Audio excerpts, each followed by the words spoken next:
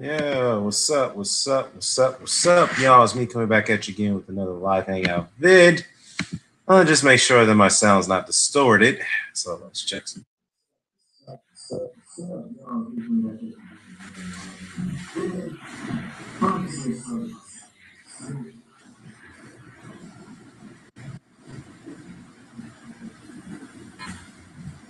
It looks like we're good to go here.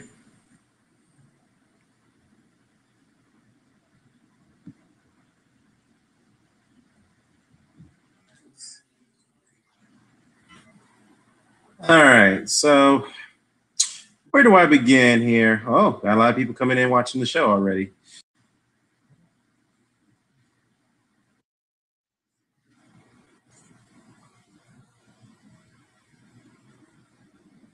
Hey, what's going on, Rock? I'm good. I'm good, man. Just trying to get this little hangout out of the way. Like I said, I'm not gonna spend too much time doing hangouts every other day. So, I'm gonna minimize my time doing boxing videos or uh, or live hangouts because again, it's very therapeutic for me, man. Because we spend too much time on here, it can be very, very stressful at times. Dealing with all banter back and forth, sometimes hostile banter, et cetera, et cetera. So, uh, yeah, so you guys get my drift on it. So, anyways, let's talk about it. All right. First, let's start with a non-boxing video. What's going on, Percy? Percy Bedford in the chat. What's going on, man? I'm doing good, doing good. So let's talk about this the Michael Jordan ad, and the supposedly sneak diss in LeBron James. Okay, now this got people a little bit up in arms about this ad that he put out. It was a commercial that was shown on the playoffs game. There was a advertisement for the playoffs game, not the playoffs. I'm sorry, the NFL game between the Patriots and the Packers. I believe that was the advertising for next week's game. So Michael Jordan made a comment saying that who's the greatest. This argument seems to keep coming up in the conversation of who's the greatest. It doesn't matter if you wear the same jersey or not, but the fact is that the only way to settle this is even if though you wear the same jersey, the only way to settle this is let's do it one-on-one. Now, some of the LeBron James fans took that as an indirect shot at him by Michael Jordan when he made those comments. Now, again, I'm gonna be honest with you, I just can't see how that was an indirect shot. But apparently, LeBron James took that as an indirect shot by responding to Michael Jordan on a tweet saying, "All right, let me know when." Oh, wait a minute, I thought you were. Oh, wait a minute, never mind. Back to my regular scheduled program. And what LeBron James mean by that is like, okay, I thought you was retired, but you want to play me one-on-one? Okay, whatever. So here's the way I look at it. I know this thing keeps coming up. This debate has been going on for several years now between who's a greater player between LeBron James and Michael Jordan. Yes, they're playing different style of eras, but here's the way I look at it. Michael Jordan has been more accomplished as far as a solo player and as a more championship pedigree player than LeBron James. That's LeBron James won 5 championships. Actually, he's won, let me see. He's won 3 championships, not 5. Never mind. He's won 1 in Cleveland and he's won 2 in Miami. All right, and Michael Jordan's got 6, okay? If I'm not mistaken. I think that's correct. Yeah. Michael Jordan's got 6 and LeBron's got what, 3? Okay. 2 with Miami and 1 with Cleveland. So, but the fact of the matter is that you have to look at the different style of plays that both of these players have been subjected to. Michael Jordan, and Rock knows this better than I do. Michael Jordan in the 80s and the 90s had to deal with a very, very, very difficult game back then where it was more about the physicality rather than it was more to do with the defensive scheme. It was more defensive oriented type of game back then than it was now, because now it's more of an offensive scheme, more of a showtime. It's more about who can put up the most points, who can be the best showman. Exactly. I was going to get to that, Rock, the hand checking. Now, back then, the hand checking was a perfect weapon to use to keep your opposing player at bay for making a shot, whatnot. In the 80s and the 90s, and back then, if you did a hard foul, which is now deemed as a flagrant foul, back then they wouldn't call that a flagrant foul. They would call it a hard foul. That's all it is. and the referee will decide whether it was excessive or not. They'll eject you. Or no, they wouldn't eject you. They would just fine you, I believe. That would be it. They wouldn't eject you from the game. They would just fine you. Unless you got into a fight or if you threw a punch. That was it. But now, if they feel, referees under their discretion, thanks to the rule changes, David Stern in the league office, ever since the rule change came into play, now that, if you go push a player down, even though you try to go for the ball when he's going up for a shot, they'll call that a flagrant 2 or flagrant 1. Not only you get fined, but you can be suspended for a couple games, which I think is bullshit. And I think it's watered down the game on many levels. Now, to my point is that I think that LeBron James is as great player as he is, and no question about it, he's a very great player. I just don't think he can handle the defensive scheme that Michael Jordan had to be subjected to back in the 80s. Imagine if the bad boys were playing against LeBron James. They would have beaten his ass up. Rick Mahorn, Dennis Rodman, Bill Laimbeer, those guys. I mean, Isaiah Thomas, even though he was a point guard, but he was a tough point guard. I don't think LeBron can handle that type of pressure. I think he would crack mentally playing against guys like that. I'm going to just be honest. I think he would have. But again, this is only my hypothetical way of thinking. I'm just putting out my opinion, but who knows? We can all agree to disagree. But I just don't think he'll be able to handle that because look at it. LeBron be complaining about guys even touching him when he feels that he's getting harassed at the perimeter. I mean, come on. Come on, y'all. Let's be real. Let's be real, all right? So anyhow, Rascalot, what's going on? He said basketball players today are garbage. Imagine the Warriors playing against the Pistons with the same rules then.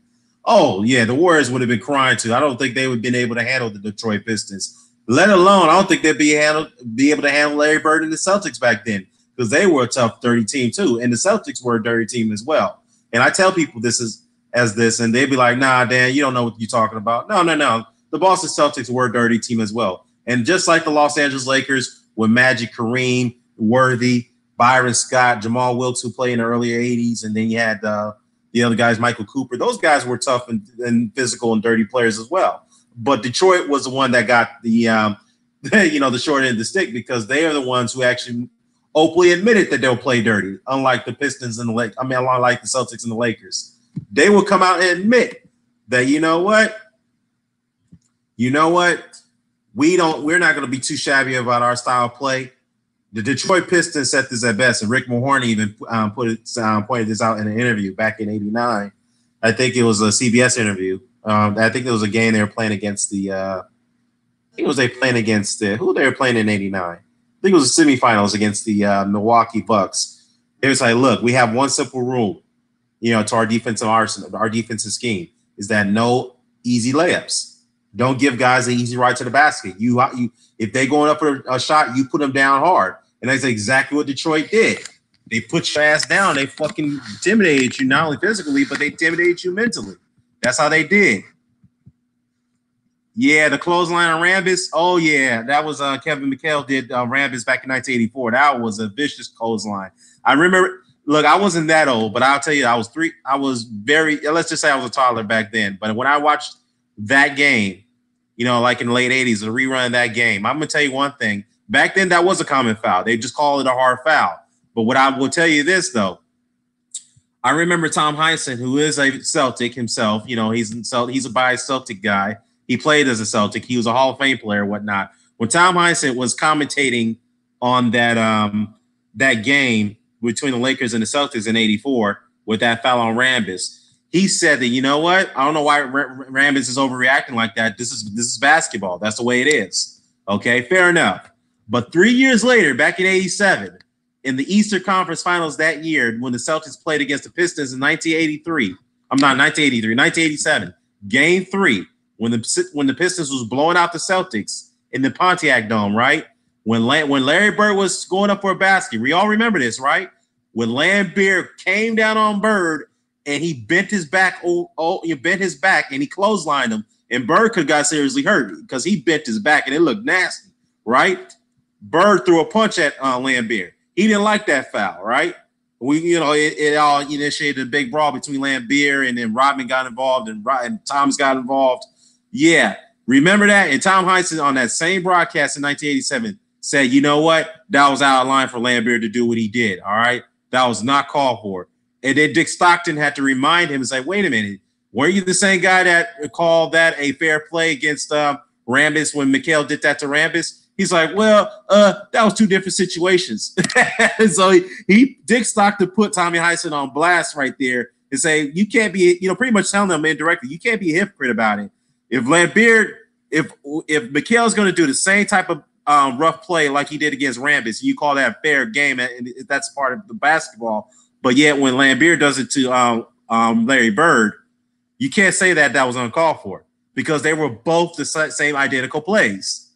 Both same identical plays. And yeah, Tommy Heinsohn just wanted to have a double standard on that. But like I said, he's a Celtic guy, just like the legendary commentator. I forgot the guy's name. He passed away years ago, but kind of like he resembled to like Chick Hearn of the Los Angeles Lakers. The only difference is that he would never criticize the Celtics if they play so bad. Like Chick Hearn, when he, Laker guy, all-time Laker broadcaster, lead broadcaster, he would criticize the Lakers if they play badly. He would do it. But, the other guy wouldn't do it. But, Percy says that, man, Lambeer would have broken LeBron down by whooping his ass in the key. Yeah, Lambeer would have broken him down. Rodman would have, too. Rodman would have got to him mentally.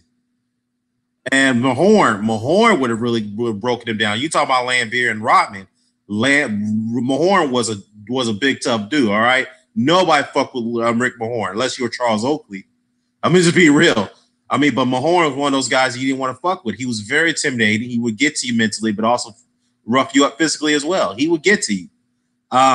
Percy said, look, I'm 42, man. I remember those clotheslines. Cooper was going to put the hands on Mikhail in that series. Yeah, Cooper was one of those. That's the thing about Michael Cooper, man.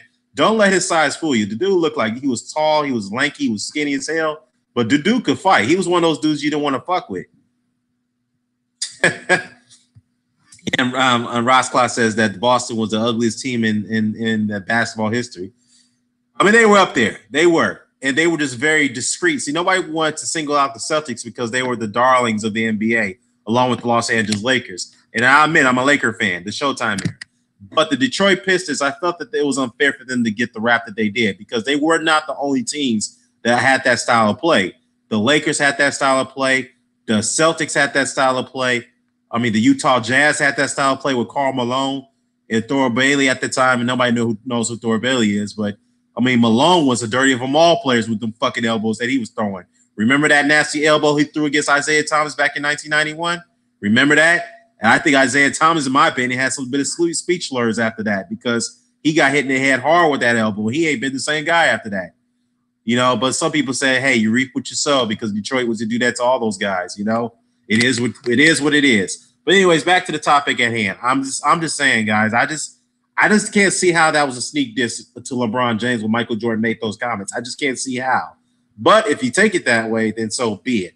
All I gotta say is that we need to like I said, if you want to assess these guys' greatness, you have to take into account the style of play that they both have to be subjected to. In all fairness, I'm no diss to LeBron James, but in the era that he's playing right now, it's a cakewalk. It's pussyfoot compared to what Jordan had to go through back then. Jordan was getting beat up by the Pistons, man. He was getting beat up by the Celtics. Until he eventually got past those guys back in 91, but it is what it is. So yeah. Let me see. But anyways, let's talk about some boxing here, all right? Because I know that's what we're going to talk about real quickly. Rock says that two different games is hard to compare. Yeah, it's very hard to compare, but at the same time, I like to take into account the different style of eras. If Michael Jordan could put up 35 points, 34 points, or 37, he averaged, 37 points in his career? Or 36 or 32? Actually, no, he averaged about 32 points in his career, right? And he accumulated all those points in the era where the physicality was so unreal. I just can't see how LeBron James could do that. I just don't see how he could do it. Yeah, he has the size, but could he really adapt to that style of playing? Yeah, 30.1. Thank you, Rock, for getting that precise number. It's 30.1. All right. It's funny because Clyde Drexler made a comment about this too. One of my favorite players, a very underrated player, Clyde Drexler. Clyde Drexler said in an interview a few years ago that guys like Carmelo Anthony, LeBron James, Tracy McGrady at one time when he was playing, and it was like, look, I'll be honest with you. He said, in my style of playing, those guys wouldn't average the points they would put up right now. They would be averaging 35, 29, or 30 points a game easily in my era. And he said, too, if they had played in my era, those guys would barely average 20 points a game, maybe 22 at best. And me, if I were playing that era, you adapt those, apply those rules to what we see right now. He made this comments back in 2009, I believe. He said, if you apply that style of play, the rules that you have right now today, apply that to my era, I'll be averaging about 35 points a game. I'll probably be averaging that. And I may have to take Clyde Drexler to his word. He's a very humble guy. He's always seemed to be he has one of the best IQs I've ever seen on that court. Clyde Drexler, yes, he's made some bit of mistakes on the court, but he rarely made some mistakes on this court. He was a very, very quiet, quiet demeanor. He was always a team player. He always got his teammates involved. Let's be honest, Michael. Not saying when I say Michael. Let's be honest. I think that Clyde Drexler, if he was a little bit more selfish like Michael Jordan, he probably would have been a better player than he was. But anyways, back to the task at hand. But like I said, I just don't think that Glassclaw says that Clyde can play underrated, in my opinion. Yeah, you know what? Clyde, if you have to take Jordan and Michael, you have to take Jordan and Clyde at one-on-one. And a lot of people are going to shoot me for saying this or criticize me for saying this. I think Clyde can handle Michael one-on-one. I think Clyde could beat him, in my opinion. That's just my take on it. I'm with Mike as the greatest of all time, but the skill level today is undeniable. Oh, yeah, absolutely. It's not denying the fact that the skill level's gotten way better. Yeah, we cannot deny that fact. I will concede to that.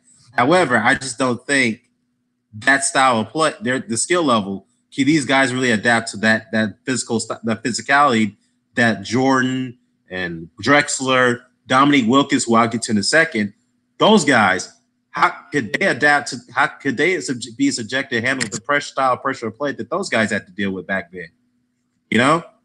Hell, the Atlantic Hawks, I think they could have won the championship this year. This style of play, because they were a very good underrated team, and just they couldn't never get past the Celtics. That was their problem.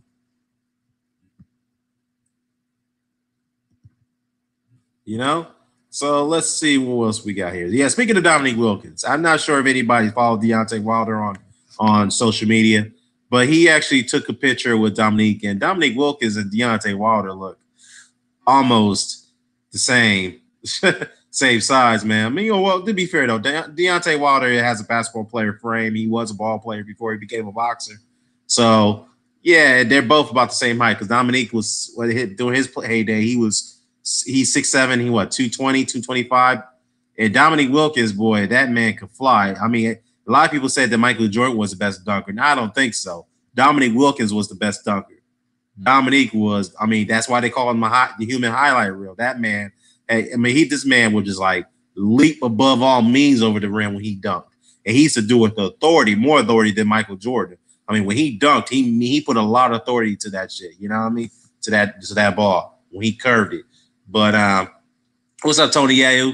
Nah, man, you didn't miss much. I was talking about the MJ and LeBron James controversy, about that ad, that commercial that got aired about yesterday, I believe, or today. A lot of LeBron James fans are up in arms about that, because people felt that Michael Jordan did a sneak diss to LeBron James in that ad. And I just don't see it was a sneak diss. I just don't see it. But like I said, I've been wrong before. I could be wrong, but I don't see it that way. Let me see. Rock 89 says, "Look, they may not be able to adapt, but those guys from the '90s guards from today's rules and no hand checking." Yeah, exactly. Good point. I just don't think those guys can handle the hand checking. I just don't think they can handle that pressure. Hop says, "What's up, Hop?" Hop says, "I felt Dominique is the truth to beat MJ in that famous slam dunk contest." Yeah, 1988, man. 88, 89. Ooh, that rivalry, man, that dunk contest rivalry between Dominique and Michael, man, that was ruthless, man. Bakari King, what's up, Bakari? Bakari says that, yeah, today's players may be faster, stronger, more athletic, but I don't think they have the mental toughness to play in that era. Thank you, Bakari. That's exactly my point. I just don't think they have the mental toughness. Yeah, you have the athleticism. You may be faster, you may be stronger, but do you have the mental capacity to deal with that era style playing? Because you have to understand, back then, most of those guys like Bird, um, Bird, Dennis Johnson, McHale, uh, Malone, and John Stockton. Those guys weren't always the most athletic guys back then, but they were very, very physical guys. You could knock them around as much as you want to, but those guys weren't going to give up on the play. They're going to play. They would have played physical to the end. Because back then they took winning very seriously. Back then they didn't care about the money they got paid. Yes, you have to get paid what you're worth, but back then those guys cared more about winning than getting paid. Barkley, dude, them dudes was rough back then. Barkley, even Charles Oakley, even though the guy that I mentioned earlier in this podcast, Charles Oakley was one of those ruthless, physical, dirty players I've ever seen with the Knicks, man. Even in Chicago, when he played in Chicago in his early days with Michael Jordan, I just think those guys, I just don't think LeBron and those guys, Damian Lillard, those guys, I just don't see how they could. I just can't see how they could deal with that, man. I mean, I just don't see how they could deal with their physical style of play, man. I just can't see it. I just can't see it, man. That's just my opinion on it. Let me see. No, I didn't cover the Triple G Charlo situation yet, Tony Ayo. I will definitely get into that in a second. Wilkinson would slam the ball in your face. Yeah, he would. And I mentioned Dominique. Him and Deontay Wilder actually took a picture together. And Dominique obviously looked bigger than Deontay. But Dominique is, he's a Deontay Wilder fan. So, yeah. I just thought I'd throw that out there. Nope. Half human, half amazing. Vince Carter jumped over a 7-foot guy. Yeah, Vince Carter was a damn serious dunker himself. Of course, those ankle injuries. Thanks to Bruce Bowen, that he was never the same guy after Bruce Bowen undercut that man when he went up for a jump shot. This was a game against when Carter was playing with Toronto back in 2004, I believe. It was Toronto and the Spurs. Anyhow, yeah. They also called Dominique the Freakazoid. Yeah, Dominique had all kind of names. Let me see. So Gary Payton would not be in the Hall of Fame in this setting? Well, he already is a Hall of Famer. So Tony Ayu, yeah, he's already a Hall of Famer. He already got inducted to the Hall of Fame a couple years back. So, yeah. It's funny, though, because if Gary Payton is in the Hall of Fame, why not Sean Kemp? Because without Sean Kemp, Gary Payton wouldn't be the point guard that he was. But let's be fair, though. Point guards are the ones that dictate the pace of the game and dictate the style of other players play. So they dictate the offense, which is the hardest position to ever play in the NBA or any type in basketball, period. So, yeah.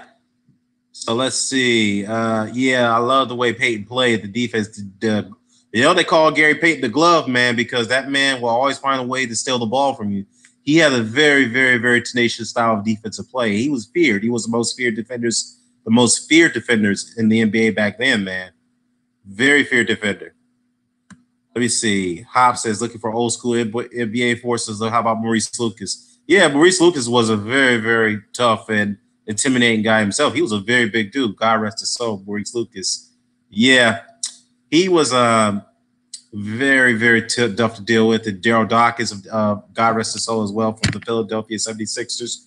Daryl Dawkins, when he played with Dr. J, Andrew Toney, who they called the Boston Strangler back then. Yeah, the Boston Celtic fans. If you're a very, very old school Boston Celtic fan, I know you don't want to hear the name Andrew Toney, because that man used to be the killer against the Celtics back then. He was like the that's why they called the Boston Strangler, man. Rock says that Sean Kemp got fat and ruined his legacy. Yeah, well, you could say he did. That's true. He did ruin, much part of his career based on the fact that he got out of shape. He was into, he had a lot of legal problems, and he was doing all kind of. I think he had some drug issues too. I get all that, but look, let me see. Ralph Sampson had a lot of injuries in his career. He was not the most disciplined player himself either, but he got into the Hall of Fame. Well, the reason why he got into the Hall of Fame because he was revered as one of the greatest college players of all time. And when he got into the league with Hakeem Olajuwon as the original Twin Towers, he had a very good first 5 years of the NBA. He got to the NBA Finals. He got into the Western Conference Finals when they took out the Lakers that year. So the Rockets were a very good team back then, in the late 80s. But till Ralph Sampson got in some I think he had some personal issues and he had some injuries that really hindered his career. So,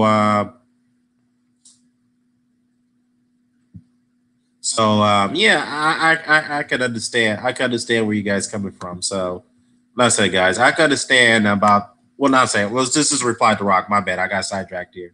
But I'm gonna just say this: if Ralph Sampson could get in, then why not Sean Kemp? Sean Kemp was a multiple All Star, slam dunk champion, NBA finalist. I mean, he should at least get that respect. Hell, Tom Chambers should even get that respect. Why is he not in the Hall of Fame, for God's sakes? I mean, Tracy McGrady, and all due respect to Tracy McGrady, great player that he was. But how is it that he was able to get into the Hall of Fame in his first year induction on the first ballot, but not Tom Chambers? That right there is kind of bizarre to me. That's just my opinion on it. Hoff says Andrew Toney, what a talent. I mean, and what assists 76ers team.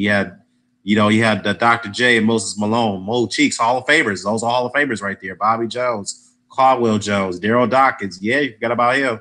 Let's talk about Charlo Duckett. Let's talk about that.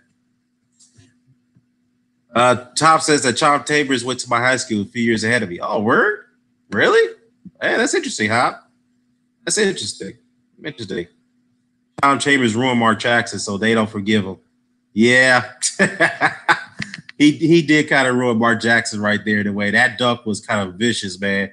Mark Jackson probably doesn't even want to be reminded about that highlight reel. That was vicious what John Davis said. You know what? Think about that. Think of dunkers. John Chambers was a very underrated dunker himself too. Very athletic for his size. And nobody doesn't give John Chambers much credit for that. He was a very athletic player, I should say. So let's see. Tom Chambers, love playing those classic teams on the NBA 2K. Only playoff games are using the 94-95 Rockets. Yeah, the 94-95 Rockets, a year that nobody thought the Rockets could repeat when they called it a controversial trade back then when they traded away Otis Thorpe and who was they traded away? Okay, Otis Thorpe, they traded him for Clyde Drexler and someone else. Well, it is what it is. And the Rockets team, some of the guys on the Rockets team didn't like that trade because Otis Thorpe was like family to them. It was a family. And Otis was a little devastated when he got traded away for Clyde. But anyways, let's talk about boxing, y'all. But anyhow, that's just my take on it. Jack Sidman was a pretty good player too with the Milwaukee Bucks. Yeah, he, long-term Bucks member. Yeah. What up, B. Marsh? What happened, big dog? I'm good, man. It's been a while. So, I'm going to chop it up with you guys in a second. I'm going to go over this stuff line by line. So, I was in Seattle, hopped to Roscoe. I was in Seattle wearing my throwback Peyton jersey. You know what, man? I think Seattle, you guys need a team, man. Oh, yeah, Tracy Murray? Okay, yeah, it was Tracy Murray. Okay, I knew it was another guy. Thanks, B. Marsh. So, it was Otis Thorpe and Tracy Murray. They went to Portland for Clyde Drexler. And the Portland fans were okay with that because they felt that Clyde was almost at the end of his career. He at least deserved to get a championship at least. So they weren't too upset about that trade. But the Rockets team they were upset about that because, again, Otis Thorpe was family to them. He was sacred to that Rockets organization. But at the end of the day, it's a business. You got to do what's right because at the time, Leslie Alexander, the Rockets owner, he just had to make a change because he was worried that the Rockets wasn't going to repeat that year. And that's when they got Drexler, kind of change up the offense a little bit. And Kenny Smith didn't like that trade too because he's like, look, man, this guy Clyde Drexler of all people. And Kenny Smith said in an interview, this guy has a nerve to come here trying to tell us what to do. We beat him last year in '94 in the playoffs, okay? He went to the finals, twice, but he didn't win it. We won it. So how's he going to tell us how we should be playing? The boxing junkie, what's going on? So let's see. Hold on for a second, y'all.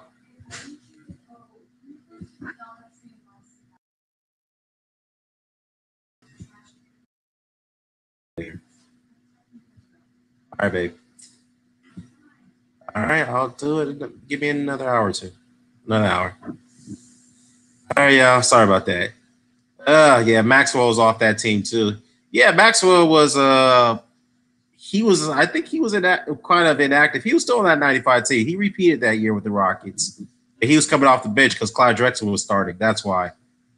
So yeah, Seattle definitely deserve another team, man. They need to get the Supersonics back over there. But the problem is that the Supersonics franchise name is the licensing, and the name is owned by the Oklahoma Thunder. The memorabilia, I can't even pronounce the word, but their merchandising and all that. The Oklahoma City Thunder franchise own the rights to the Seattle Supersonics, and of course the Seattle Supersonic fans don't like that. They don't take kindly of that. So somebody needs to get in there and open up a Seattle franchise in Seattle and acquire the rights from Clay Bennett of the Seattle Supersonics merchandising, the players archives, whatnot. Acquire those rights from Clay Bennett, all right, and get that back over to Seattle so that can have the name, because that's what Michael Jordan did with the Hornets in New Orleans. They acquired the name, they acquired the rights back from New Orleans. The New Orleans changed the name from the Hornets to the Pelicans, so that's why the NBA had to, the Charlotte Hornets had to wait. Charlotte had to wait a year to go from the Bobcats to the Hornets, and the Charlotte fans were very happy about that. And I say the Hornets are a story franchise, but the Hornets name is what is very sacred to the people in Charlotte, the fans of Charlotte, because they're reminded of the years of Larry Johnson, Alonzo Mourning, and one particularly the little guy, Muggsy Bogues, who is revered in Charlotte. So yeah, Hakeem was the best offensive defensive player in the NBA, and he won 2 championships. Yeah, he was MVP back in 94, 93, 94, and rightfully so. Let me see. Hakeem low post game was all around center. In my opinion, Shaq was the most dominant in the key. Well, the problem with that comment, Ross Clyde, yeah, Shaq was a dominant player, but Shaq was to get shut. He's always get shut down by, you know who? Hakeem Olajuwon. Hakeem always had Shaq's number, and Shaq could never find a way to outplay Hakeem. He just couldn't figure it out. Hakeem was just that good. He was just that smart of a player to Shaq. He was just that good. He was just that strong. I mean, yeah. So yeah, the Hornets merc in mid-90s was fire. Yeah, man.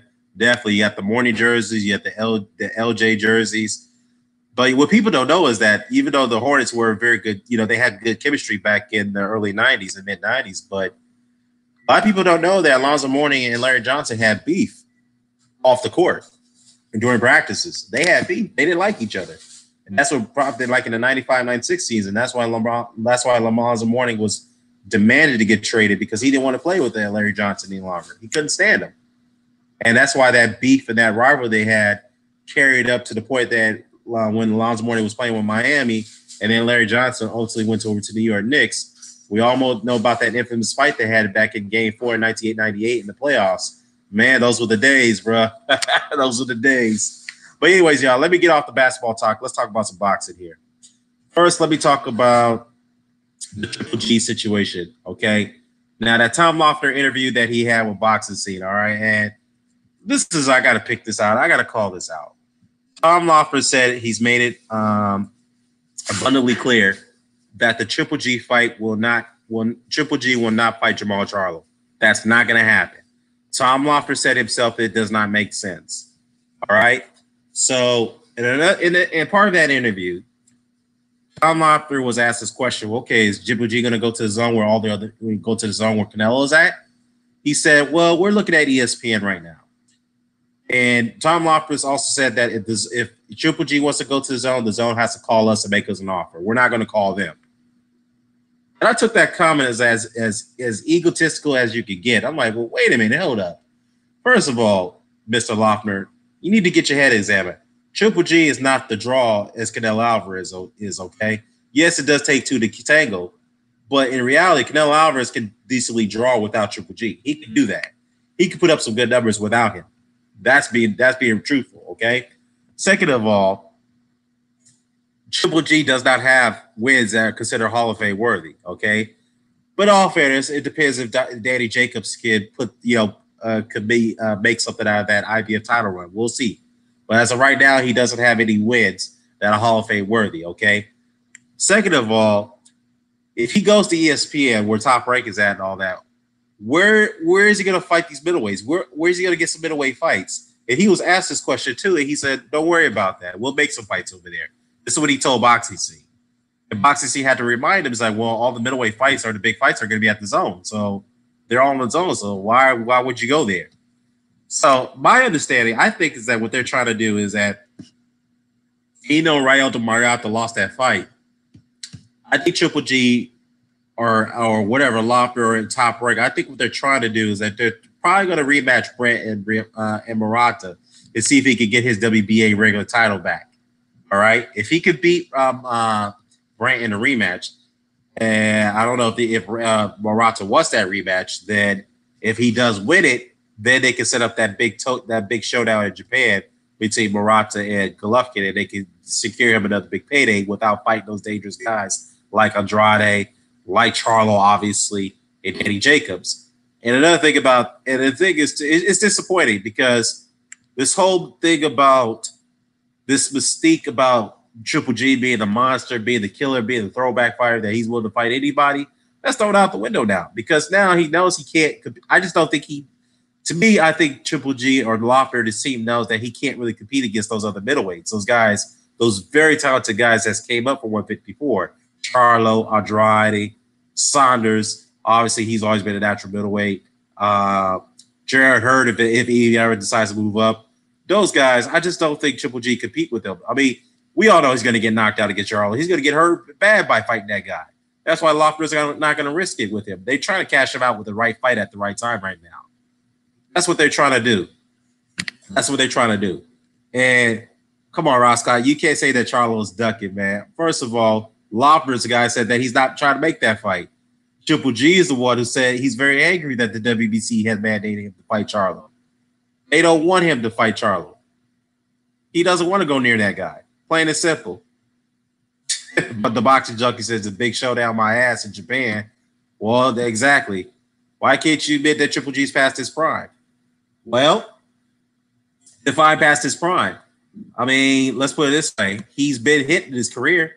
Even against lower tier opposition, he's been taking punishment against those guys. Kasi Uba, he's taking punishment against Willie Monroe. He's taking punishment against Kell Brook, a welterweight. So, yeah, you can say he's past his prime, but again, I mean, this is a guy who said that he's willing to fight anybody, anywhere, anytime. So why are we sweeping out under the rug, Ross Clock? Why are we doing that? And let's be fair here. Remember when Danny Jacobs was asking to get a rematch against Golovkin? I got to bring this up too. Some of the Golovkin fans got pissed off at Jacobs for mentioning that he won't give Triple G a rematch right now because he doesn't have a championship belt. And Golovkin fans got mad at Jacobs for saying that. It's like, well, okay. As I recall, did Danny Jacobs ask for a rematch for Golovkin after that controversial fight when most people felt that he won against Golovkin? And Golovkin's team said, nah, they don't want that fight. Danny Jacobs didn't deserve a rematch. But all of a sudden now they're asking, they might look at Danny Jacobs for a rematch. Nah, Danny Jacobs can say fuck off. You guys didn't want to give me a rematch. Why should I give you one? It's all about karma, baby. It's fair play. Look, I'm not saying that Danny Jacobs shouldn't give Golovkin a rematch, but you reap what you sow. Your words matter. Let's see. Yeah, Tony Yeo says that hearing rumors that Triple G versus Callum Smith at 168. What? Are you serious? Well, I mean, that'd be an interesting fight, but I just don't see how Triple G could beat Callum Smith. I just don't see it. Let's see. Charles said the same thing. What exactly did he say? Look how long it took Derevchenko to get the chance he deserved. Really enjoyed Saturday night's fight, by the way. Yeah, it was a very good fight. A very good fight. And let me talk about the Derevchenko thing because some of the Triple G, I hate to say it, fanboys won't admit that Triple G ducked the Derevchenko fight. He did duck the fight, okay? You could say that, well, the IBF, why would he fight Derevchenko where he could get more money fighting Canelo? Yeah, that is true. He made the business decision to go fight Canelo for that rematch in September. But all fairness, IBF did give Golovkin 2 exemptions to get that Canelo fight up and running. It was 2 years when Golovkin didn't defend his IBF title against a mandatory. It was 2 years, and the IBF was giving him leeways and passes for that. When Canelo had failed the test, the IBF said, you know what, man, it's time for you to defend your belt against a mandatory. And yet the Triple G fanboys got upset about that. Why would you get upset when the IBF gave him 2 mandatories? And they complained that you're not giving him enough time to defend his title against Derevchenko. And the IBF said, okay, fine. If you need air fight in between, fine. We'll give you an air fight, but you have to give us a written commitment that you will fight Derevchenko no later than August after your interim fight in Cinco de Mayo. And Golovkin would not agree to that, and that's why they stripped him. So the IBF gave him some leeway. They tried to work with him, but Golovkin's team did not want to give him no leeway. Hold on for a second, guys. All right.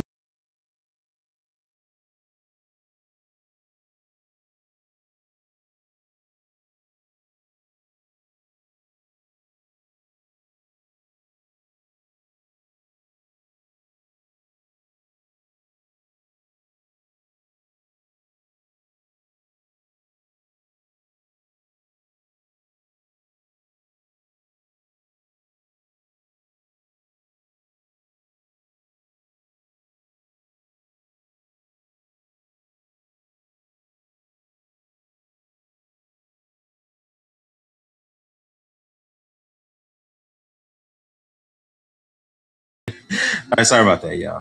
But anyways, back to what I was saying. So yeah, I just think that again, good fight. I just think that where was I saying? I just think it's a duck, man. The fact is that Derevchenko was deserving of his shot. He waited for over a year. He was finally deserving of it. The IBF told Golovkin, like, look, man, we can't foresee what happened in that situation with Canelo. The fact is that we give you 2 exemptions. And if you fight Vanez Monterosian, a guy who ain't fought at middleweight, okay, on what level, who's on a 2-year layoff, coming off a loss, if you fight him without giving us commitment that you're going to fight Derevchenko, then we're going to strip you. So the Golovkin fanboys can't get upset about that.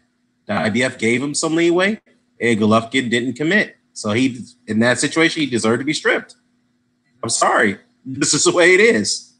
It's just the way it is. So a duck is a duck. Fat Apples. What's happening, Fat Apples? Let's see. Kingpin. Oh, Fat Apple says that why would Triple G fight Charlo? High risk, low reward. He ducked Derevchenko and no one else. Well, he certainly ducked Charlo because that's what Loeffler said. Loeffler said they're not taking that fight. So he's ducked 2 mandatories in 1 year. It's the fact. He has done that. Okay. Now the fact is, it's safe to say that why would Miguel Cotto have to fight Gennady Golovkin? He was a high risk, low reward. Why would Sergio Martinez have to fight Golovkin? He was a high risk, low reward. Why would Felix Sturm have to fight Golovkin? He was a high risk, low reward. To me, I don't care about all that. I just want to see the best fight the best. I felt Golovkin deserved a shot against those guys at the time. But if you guys want, and Fat Apples and Rasclot, I have to say this, if you guys going to run this game about high risk, low reward, which favors Golovkin, then you can't say the same. You have to give Felix Sturm, you have to give Miguel Cotto, and you have to give Sergio Martinez a pass because they used that principle against Golovkin as well. They did. So you can't get up. You can't have it both ways, guys. This plain and simple. You can't have it both ways. Roscott says if Charlo ever fights Triple G, let's bet Triple G don't get KO. Let's bet all our channels. I'll bet Charlo will beat Triple G. I'll bet you on that one. Kingpin says it's funny how this past prime talk comes. How he's past prime when he's fighting good fighters, but he ain't fighting past his prime. But he ain't past his prime fighting Vanez Monterosian. Kingpin, that's a good point. That's a good point. Triple G haters in the building. Charlo's fighting Monroe next. Forget the fight. Yeah, let me talk about that one. I'll get to that fight in a second. And I'm not a fan of that fight. Good thing you brought that up, Ross Clark. I'm going to be fair here. I like Charlo, but I don't like that fight at all. I'll get into that later. But let me see. Fat Apple says, but it is a duck to Derevchenko. But if you turn down $1 million fight for $20 million fight, that's why you fight Canelo at 36. Triple G was ducked at his prime. Well, guess what? Miguel Cotto turned down a fight to fight Triple G because he was going to get more money fighting Canelo Alvarez. There you go. Sergio Martinez turned down a Golovkin fight because he was going to get more money fighting Miguel Cotto. So Fat Apples, there you go. If you're going to be critical, are you going to be? I'm sure you were critical of those guys for doing it for the high risk, low reward situation with pertaining to Golovkin. but yet you're turning around and trying to give Golovkin pass for the same thing you criticize those guys for. Am I right? You can't do that, man. You can't. All right, let me see. P Money, what's happening, P Money? Hey, what's good? Finally caught up with the live stream with you, brother. Yeah, man, it's been a while, man. Been doing this. I mean, get back into this. Nope, Dan, you said KO. All right, fine. KO, I bet you on that.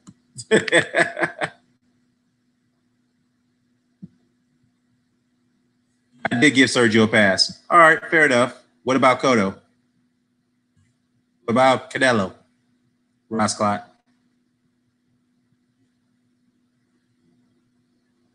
Let's see. Apple says only Floyd can take a higher pay. Apparently, fought Canelo, but was scared of Jericho. Get the fuck out of here. What does Floyd have to do with this? I mean, if anything, I criticize Floyd for taking the high reward, low risk fights. So I don't know who you directed that to, Ross Clyde. You know me, but you know me as well as I don't like Floyd.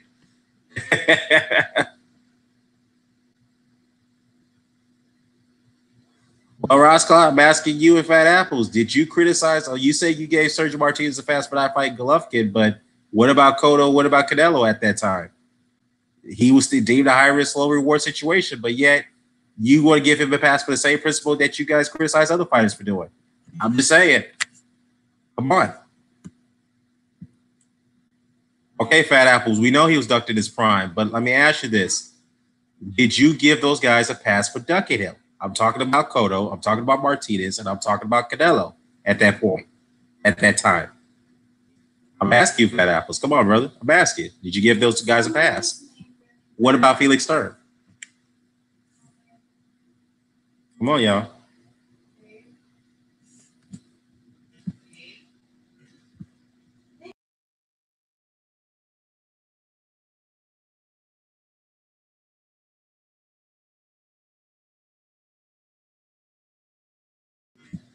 So, everyone cherry picks. Welcome to Modern Boxing. Thank you.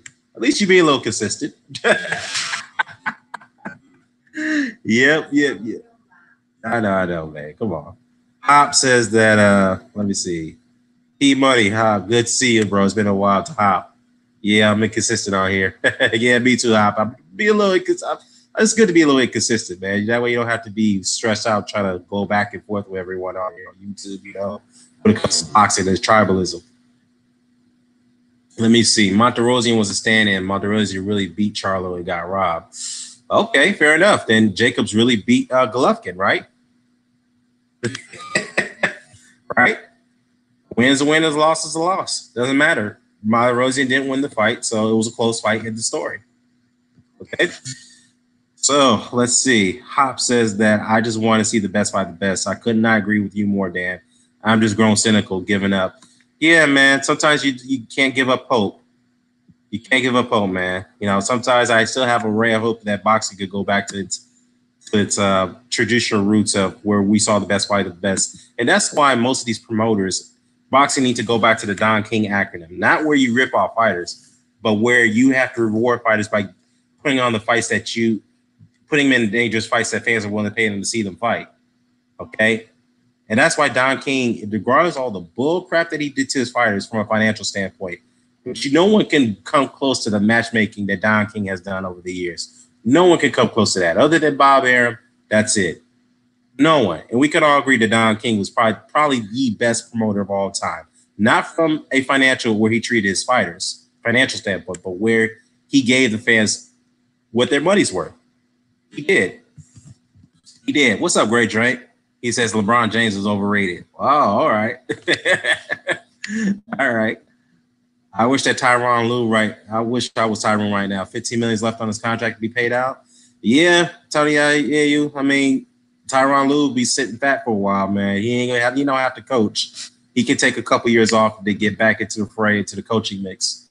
I don't think he'll be a head coach. He'll probably be more in the assistant capacity or associate head coach capacity. So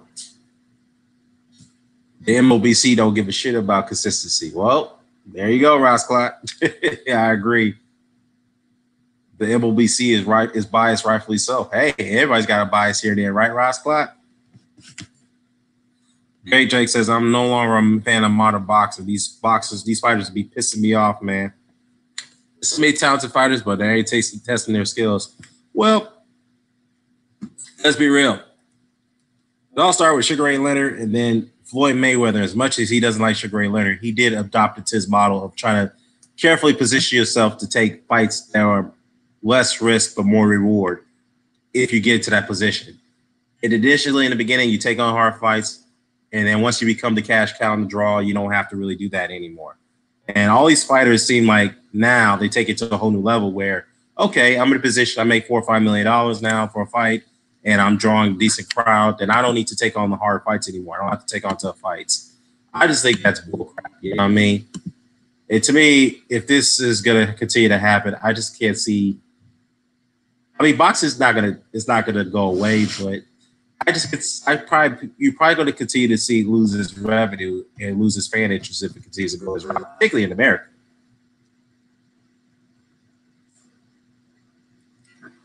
You didn't talk about Charlo. Let's hear it.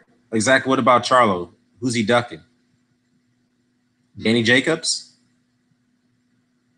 Or are you talking about the Monroe fight? Oh, yeah. Okay, let's talk about the Monroe fight. I'm not a fan of that fight at all. I'm not a fan of that fight. I'm not a fan of that fight. I'm not a fan of his brother Jamel fighting Tony Harrison. I'm not a fan of that fight at all because I think those guys deserve to fight better competition than that. Hell, I think Charlo now he's at middleweight. I think he's better off fighting who's a good middleweight contender. Hell, he's better off fighting. I mean, I wish he could have approached it. Well, Andrade just fought, so that wasn't going to happen. All right, that fight wasn't going to happen. But if you look at the rankings, I'm going to look at the middleweight rankings right now. Look at the rating.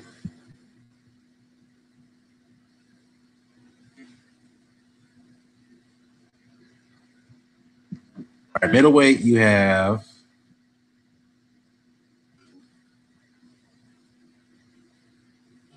all right, so if anything, I wish Charlo could have fought Salaki, maybe. I think he should have fought him. I mean, hell, David Lemieux. I'd rather been okay with those fights rather than a goddamn Willie Monroe and Tony Harrison at 154. I mean, dude, I'm not a fan of those fights. And I'm going to be honest with you. I'm not going to give Charlo no credit for those wins. None of them. I like the Charlos, but I'm not giving them credit for those wins. I'm just not happy with that fight. But at the same time, all fairness to Jamal Charlo, if nobody wants to fight him, what's he supposed to do? He's got to fight somebody. He's got to get paid. He's got a family to feed. So, yeah. So, let's be real. All right? I'm not a fan, just like Luis Ortiz. I'm not a fan of him fighting Travis Cottman. I'm going to get to that one in a second. A lot of people criticize Ortiz for fighting Travis Cottman on the Wilder Fury undercard. I mean, as I recall, wasn't Dillian White the one who blatantly ducked the fight? Who told Luis Ortiz to leave his December 1st card to fight him in the UK? And Ortiz accepted the challenge, and then all of a sudden Dillian White went quiet. All right? Went quiet. And then Ortiz had to go back to the other route and fight somebody on December 1st card. I mean, come on, man. Seriously? So, again, Charlo's got to fight somebody, but I'm not a fan of this fight. And Triple G need to give that man his shot. And so does the fucking Canelo Alvarez. So does Andrade. And so does Danny Jacobs. They need to give that man his opportunity. I don't care what network they're on. I don't care if they're all on the Zone. I don't care if they're on ESPN. I don't care if they're on BBC. The best need to fight the best. We see cross-promotional fights or cross-network fights all the time. We've seen it. I mean, in the 90s, it seemed like there'd been no problem making those type of fights. But now it seems to be a problem in the mid-2000s. I don't know why, but it is what it is. But anyways, the Charlos, I'm not a fan of them fighting those guys, but they got to feed their families. They got to do something. They got to be active. All right? So, yeah. And by the way, who is Triple G fighting now? I mean, I don't know, man. Is he going to come back or what?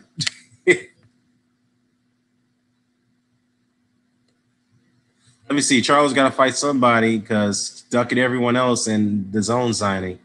Well, just because those guys signed on the Zone doesn't mean Charles is ducking. I mean, I don't know. I mean, just because he dissed the Zone doesn't mean he's ducking the Zone. I don't get that. He just dissed Eddie Hearn. That's all he did. So I don't see how he's ducking. All right, unless those guys approach Charlo with the contract and let's talk about it, then fine. He's willing to sit down and talk. Unless he backs out of the negotiations, then we can say he's ducking. Triple G fought Canelo twice. Who did at middleweight, Dan? Yeah, so what? He did, and he lost. He lost and he got a draw. So what? Obviously, P-Money says that Orozco said that Triple G has a family also. He had to fight Canelo. Of course, he got the big payday. All power to him.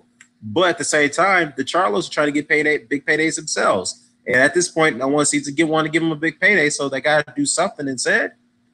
They got to take these other $500,000 or maybe close to that to take the fights now. I mean, hell, they're getting close to $1 million.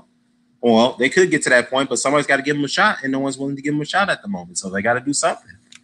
So Charles ain't really have much to pick from. I mean, I think he's in a stay busy fight, but this is a terrible fight for Charlo. I think he stops Monroe in 8.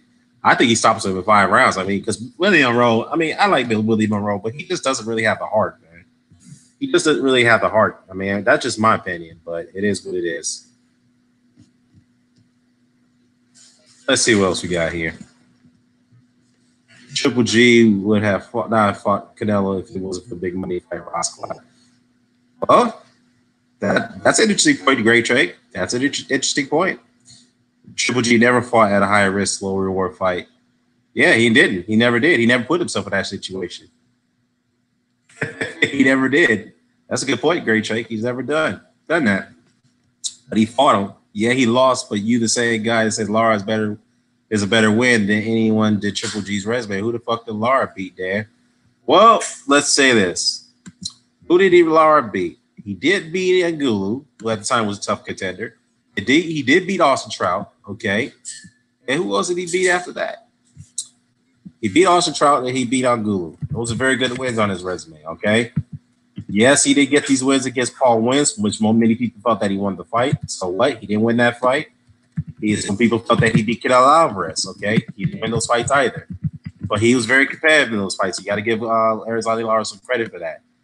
Other than that, he beat E.J. Smith, even though I don't really highly rate E.J. Smith, a former champion. So, yeah, he's got some pretty good wins on his resume, all right? Very good wins on his resume. And by the way, if Triple G would have beaten Lara, that would have been a very, very, very, very good win. Very good win. So let's not pretend that Lara, even if he beat Lara, would be good without Triple G's resume. And Ross Clark, you and I both know that Triple G would have fought him. You and I both know if he had fought him, if he'd beaten him, you would highly praise that win. So come on now, let's not sweep this under the rug now. Yeah, I'm not saying Lara has some Hall of Fame wins, but he does have some decent wins on his resume. He was a very solid, good southpaw contender, light middleweight/middleweight. So it is what it is. Let me see.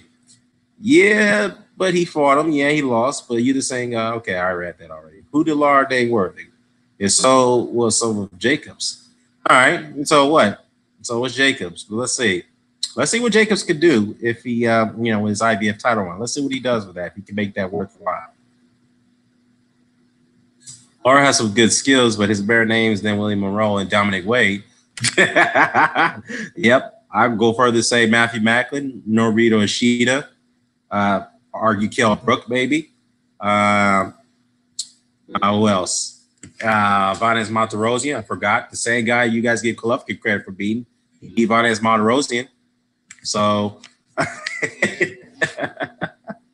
right. Lara's a bum. Didn't deserve a shot at Golovkin. Lara's a bum, bro. Okay, so tell me something, Ross. What did Kell Brook do to deserve a shot against Gennady Golovkin? Simple question. What did Kell Brook do to deserve to get a shot? And what did Norito Ishida do to get a shot against Gennady Golovkin? Just answer those two questions for me. What did they do to get a shot?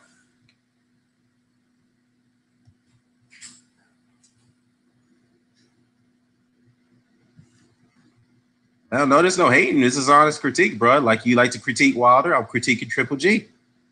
So come on, man. Let's be fair now. Let's be fair. No, Fat Apples. You cannot answer a question with a question. So answer the question. Since you want to get in the conversation, what did Kell Brook do to deserve a shot against Gennady Golovkin more than Arizona Lara? Or what did Norito Ishida do? Okay, Rostov's answer. Brook didn't do shit. He wanted to get paid and they have families to feed his family. Remember that. Okay. Okay, fair enough. And so is Charlo. He wants to get paid too, right? So in all fairness, you're not giving Golovkin credit for that win, right? Right? So we can't give Golovkin credit for that win.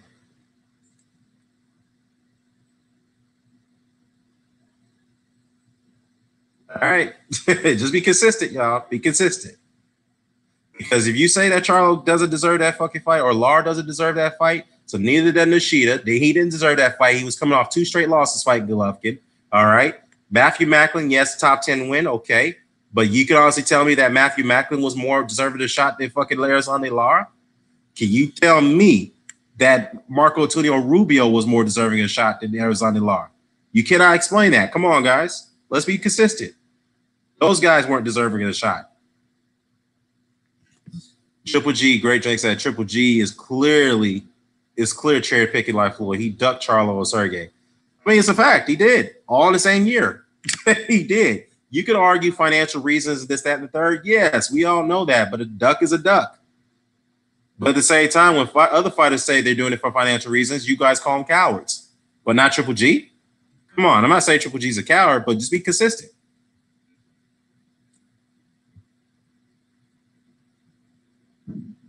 Just like Spence ducking ass versus Mikey. Well, Ross Clyde, you and I can agree on that. And I like Earl Spence, but he is clearly ducking Terrence Crawford to go out there Mikey Garcia, which he feels is the easier, bigger money fight for him.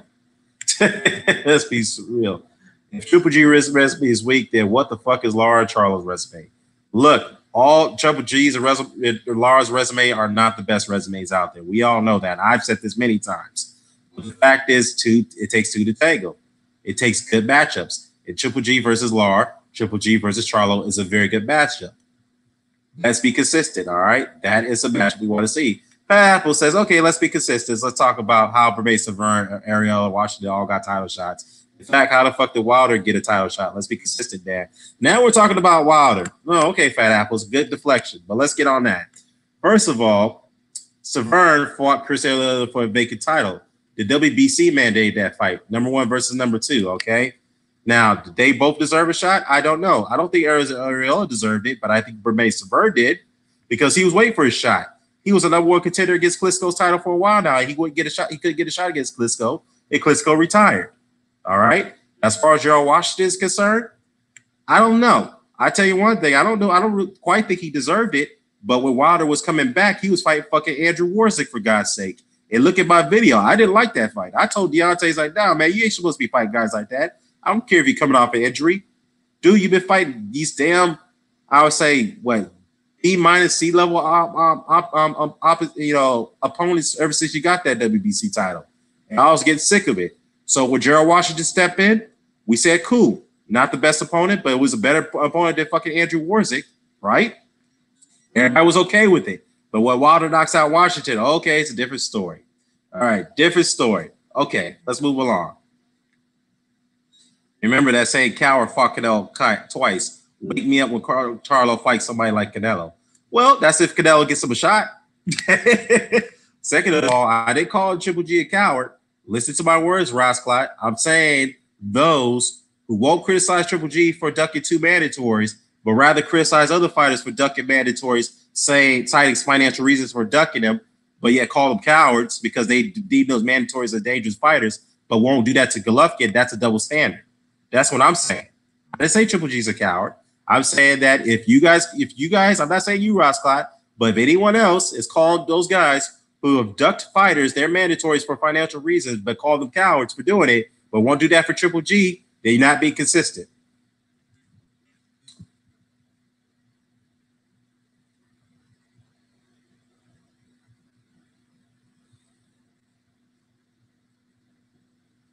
Of course, the governing body sanctioned it. Ross, see, Fat Apples, you're not listening. What up, Antonio Garvey? Severn was a number 1 contender for a long time for that WBC title. He beat Chris Ariella in the final eliminator. If you have forgotten, if you haven't watched boxing that long, he beat Ariella for the final title eliminator. He beat him, right? He became the mandatory challenger to Vitaly Klitschko's title. Vitaly did not fight him, so he retired and vacated his belt. So what did WBC do? They mandated a vacant title shot between Ariella versus Severn. Severn, of all people, deserved his shot because he fought for it. Arreola didn't deserve it. But as far as Washington, he didn't quite deserve it. But at the same time, I feel that, you know what? If Deontay Wilder was coming back to fight somebody, so-called tune-up, then Gerald Washington was a good tune-up for me. Cool with that one. Not with no fucking Andrew Warsing. Okay? Now, what else?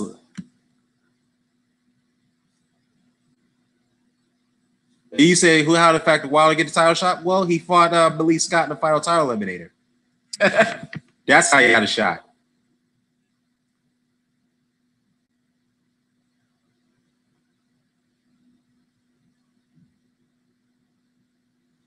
Roscott, who says that Bermay Severn beat Arreola was a Hall of Fame win? Who said that? Okay, fair enough. Golovkin beat Marco Antonio Rubio is a damn good Hall of Fame win. Isn't that right, Fat Apples and Roscott? And believe me, Chris Arreola is a much better fighter than fucking Marco Antonio Rubio.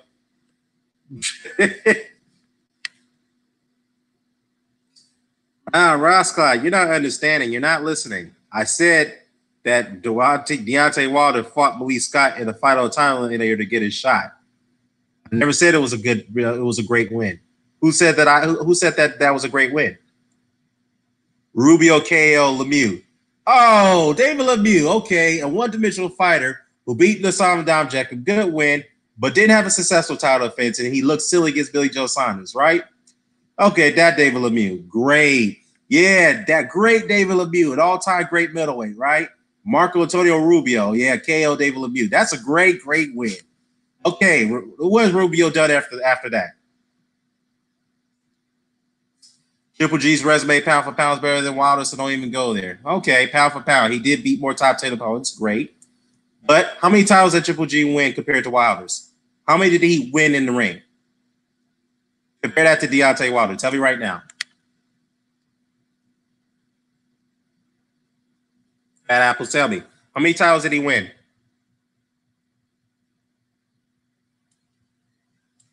Arreola went back to 8-round fights, and he's better than Rubio. Okay, where's Rubio? Where's he doing? Taking fights at a regional Mexican level? Is that what he's doing, Ross Clark?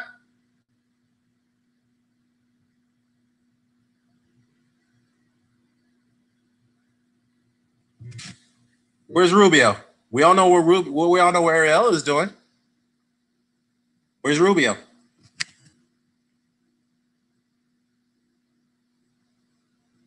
No, Ross Clark. No, Fat Apple. See, now you're deflecting. You're deflecting now. I'm asking you, how many titles did Gennady Golovkin win compared to Deontay Wilder? How many did he win in the ring? Not the ones that were given to him. How many did he win? Well, it's a trick question, but you should be able to answer, but you don't want to answer that question. I'm not hating Triple G, Ross Clark. I'm not hating him. I'm just critiquing it. It's honest critique. Like you critique Wilder, it's like you and Fat Apples critique Wilder. I'm critiquing Triple G. He's not an all-time great middleweight. He doesn't have any wins that worth Hall of Fame worthy. And that's the way it is. He doesn't have those wins. All right. If I'm hating, tell me something. What Hall of Fame win does he have that's considered Hall of Fame worthy? Tell me right now. Because he doesn't have any. Tell me, what do you think that he has what win is it? Jacobs is not a Hall of Famer. Get the fuck out of here, Fat Apples. That right there is reaching. He does not have that is not a Hall of Fame win. You are crazy. Crazy. Danny Jacobs, a Hall of Fame win. Get the fuck out of here, man. You are reaching with that one. Jared Duran says that Wilder could change all this negativity surrounding him with the Fury win and the AJ win. Absolutely. That could all change. But he's got to get those wins. Bray Jake says, facts, Dan. Triple G is not all-time great. Far from it. Antonio Garvey says, I never seen a black man go this far for Triple G. Well, Antonio, to be fair, Triple G does have some African-American fans. That's all. Fat Apple says, Dan, that's your point. It's your opinion, so it's pointless. No, it's not my opinion. It's fact. Tell me what? Wait, hold up. Danny Jacobs does not have any wins on his record that is considered Hall of Fame worthy. He was a regular champion, which means he don't consider as a legitimate WBA title belt. Okay, he actually won his first legitimate title belt against Sergey Jevchenko, was a good win. So other than that, What has Danny Jacobs has done? What has he done? I'm not disrespecting the man. Yes, he's got a title win, great. But you can't call that a Hall of Fame win. Danny Jacobs is far from being a Hall of Famer. He's not a Hall of Fame fighter right now. You got to be crazy with that type of talk. See, that's fanboy talk right now. Anybody with logical sense could tell you that Danny Jacobs is not a Hall of Fame win. Yeah, Deontay Wilder does not have a Hall of Fame win. I'm not deflecting. That's a fact. He does not have a Hall of Fame win. I've said that many times. So you're not being honest if you say Triple G beat Jacobs is a Hall of Fame win. That is not a Hall of Fame win. That is fanboy delusional talk. I hate to be real. Yeah, you're out of this, bro, Ross Clot. You don't like the fact that, hey, if I critique Triple G, then I'm a hater. When you critique Wilder, you have no problem with that. I'm being rational, right? Right, Ross Clot? Go ahead. Take that fanboy stuff out of there, man, because if you don't like the way I'm critiquing Triple G, then that's your problem. Deal with it. Billy Joe Saunders, let me see. Billy Joe Saunders only had 3 title defenses in the last 3 years. And who's he defended against? I don't know. I wouldn't call that a Hall of Fame win if Golovkin beats him. It's a good win, yes, but I wouldn't call that a Hall of Fame win. In fact, Golovkin never fought him.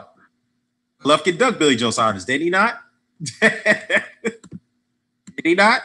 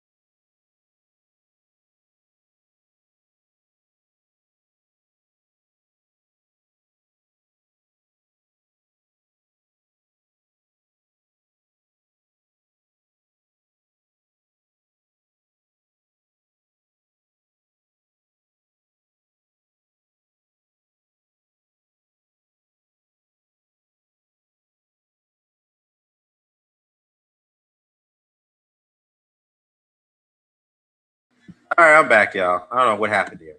As far as the resume is concerned, let me just say this. Let me repeat that. I might have went off.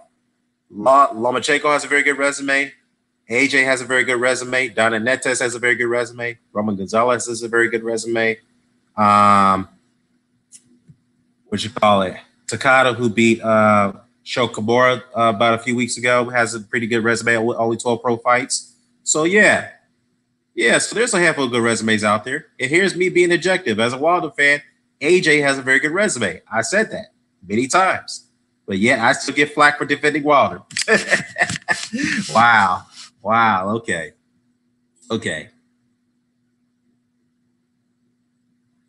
Let me see. Lara won arguably every fight that he lost. He clearly was robbed against Paul Williams and Canelo. Yeah, that may be true, but the record books did say he lost. So we cannot deflate the record books for what it is, Antonio. As much as I agree with you on that point, but it is what it is. It's kind of like with Jacobs. We felt that Jacobs beat Triple G, but he felt that Triple G lost that fight. But it is what it is. Triple G beats him. He gets credit for that. Let's move on from that. Yeah, who does a 40-year-old Rigondeaux fight on PBC? He recently signed there. Leo Santa Cruz fight could be made. I think the Carl Frampton fight could be made, but I think Carl Frampton is still advised by Al Heyman, even though he is signed to Frank Warren, so that's still a fight that could be made. Oscar Valdez, I mean, that's a top-ranked fighter. I don't think that would happen. Scott Quigg, I don't think Scott Quigg could be interested to fight Rigondeaux, but I think Rigondeaux maybe have about 3-4 more fights left because he is getting old. He's getting up in age. I don't think he has much time left. Hey, Roscoe, I thought you said that Lara was a good fighter. And now you say he's a bum again? What? Besides Pacquiao, which active fighters are Hall of Fame worthy if they retired today? That's a good question. Well, Klitschko retired, so he's Hall of Fame worthy. So he's already retired. Cotto's already retired. Mosley retired this year. Marquez retired. Well, they all retired last year. I'm sorry. They all retired last year. So talk about now. Really? Nobody. Maybe Roman Gonzalez, maybe. If he retires today, he's definitely a Hall of Fame fighter. Donnie Netes, maybe. Andre Ward. Well, he retired last year. So, yeah, we're talking about active fighters now. So, he's definitely a Hall of Famer. Canelo? Maybe Canelo, but again, you have to look at Canelo's wins. Canelo's wins have been more his biggest wins, his Hall of Fame wins. He does have Hall of Fame wins over Shane Mosley, which is not a controversial fight. He did clearly win that fight, which is old washed up Shane Mosley, but he still gets credit for that win. Miguel Cotto, I hate to say this, even though Gennady Golovkin, he might be a Hall of Famer. Let's just say that's a Hall of Fame win. But those 3 wins, so I'm not sure about the Golovkin win. I don't think that's a controversial win, but the Canelo, the Cotto, and the Cotto win, I think that's the one. Some people are gonna look at that and say that's a bit controversial because some people say, okay, he may have won it, but he had the scorecards in his favor with way that wide of a margin.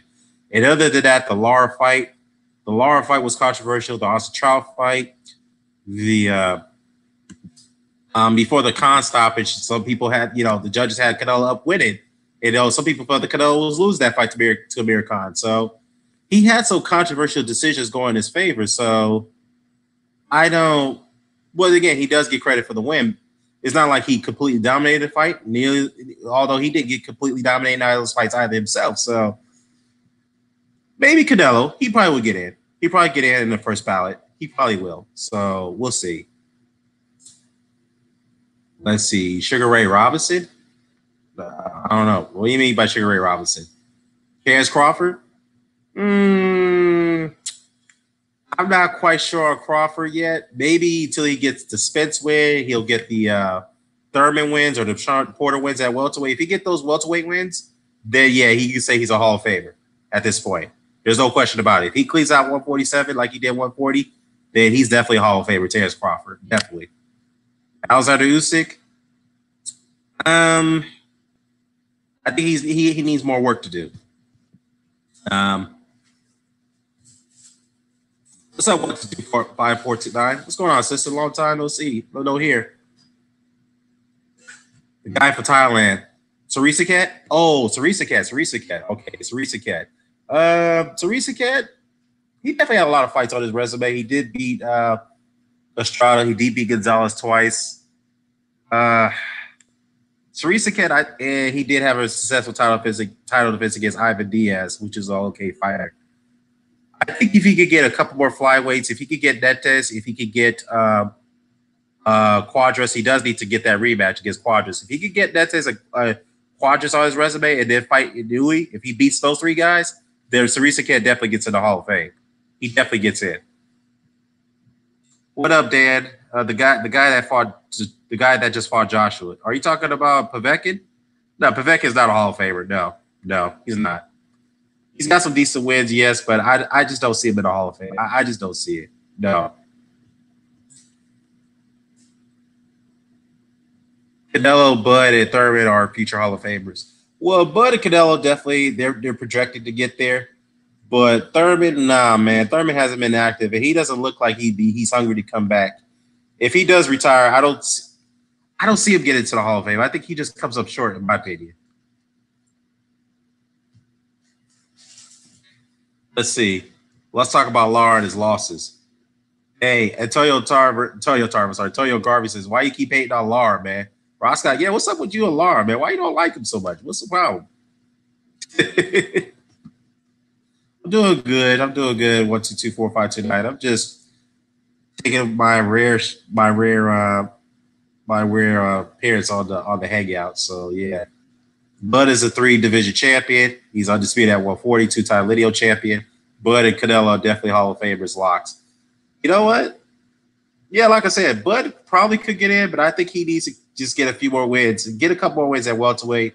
Those big wins, like the Thurmans, definitely the Spence win, and then get a Porter win. If he get those wins, he's definitely Hall of Fame, in my opinion. Now let me just say this about Hall of Fame. You don't necessarily have to get Hall of Fame wins to consider a Hall of Famer. Yes, that helps, but you have to accumulate other things. You have to do like Terrence Crawford, clean out your division, fight a number of top 10 opponents, and they also assess the number of titles you won. Now, Golovkin could have got more credit if he actually were able to beat the champions, but he didn't beat the champions with the exception of David Lemieux. Okay, he beat David Lemieux. I still give him credit for that win, yes, but the other two titles, he was awarded those titles. He was awarded the WBA title. He was awarded the WBC title. And yet, the only title that he won in the ring, he vacated it against refusing to fight Derevchenko, and he lost his WBC WBA title against Canelo. That was the only that was the only. He desperately needed that win because he just if he got that Canelo win, then maybe you could say, okay, Triple G is Hall of Fame worthy fighter. But since he did get that win, and the fact that he was awarded 2 titles, that's a mark against him. So I don't know. Maybe he'll get in. That's 50-50, but I don't know, man. So if you can't get the Canelo win, you have to look at the other wins on your resume. They're not Hall of Fame worthy. Yes, you dominate your division. You got a string of top 10 wins. Great, but you were awarded 2 titles, and you only won 1 in the ring, and you lost that title due to the fact being stripped. So yeah, that right there is a mark against you. True, Dan. Triple G's he could be considered a Hall of Fame fighter with 0 Hall of Fame wins. Yeah, he could be. Yeah, like I said, you can get in. You don't necessarily have to have Hall of Fame wins, but it depends on what you've done in your division, how how many top 10 opponents have you beaten. In all fairness, though, Spadaki, he's beaten a lot of top 10 fighters at super middleweight, but he's not in the Hall of Fame. Wonder why?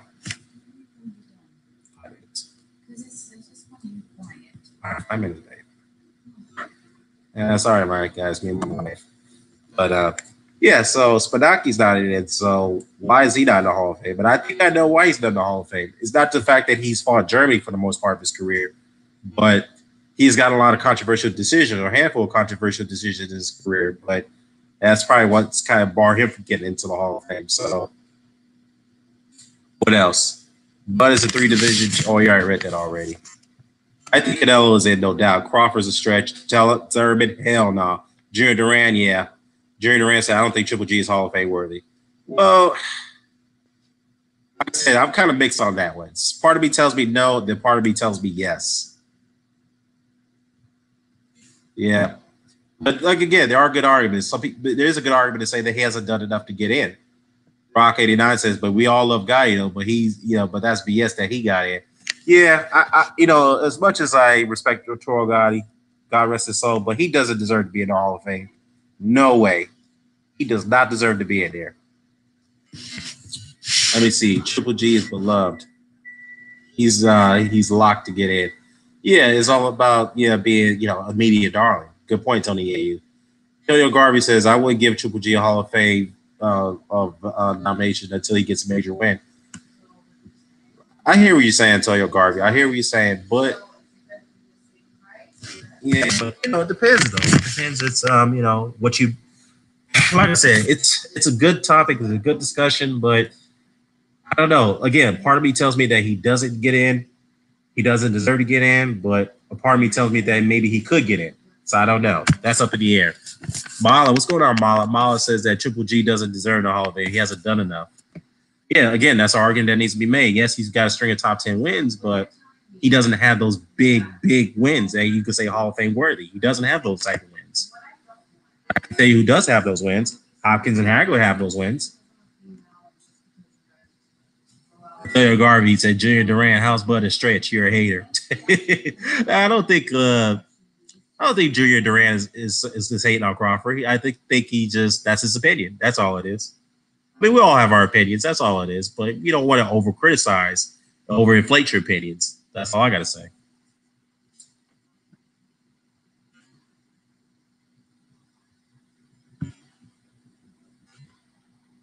Stop it, Garvey. Stop it, dog.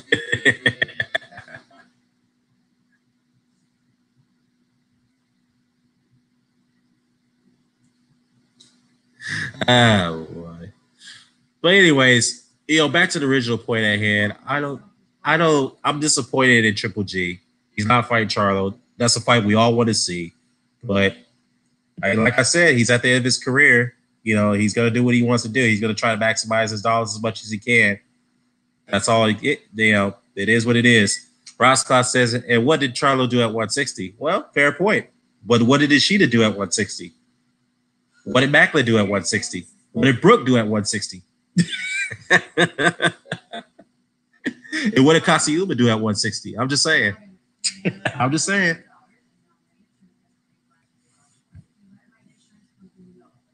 Yeah, you know what, Duran, that's a good point. He says he's on the cusp, but I don't think he's there yet. Yeah, that's exactly my point. And I like Bud. I'm a big Terrence Crawford fan, but I don't think he's quite there yet. I think he's on the cusp of being a Hall of Famer. He's on track of being it. As long as he gets those big welterweight wins, then we can say, you know what, he's Hall of Fame worthy.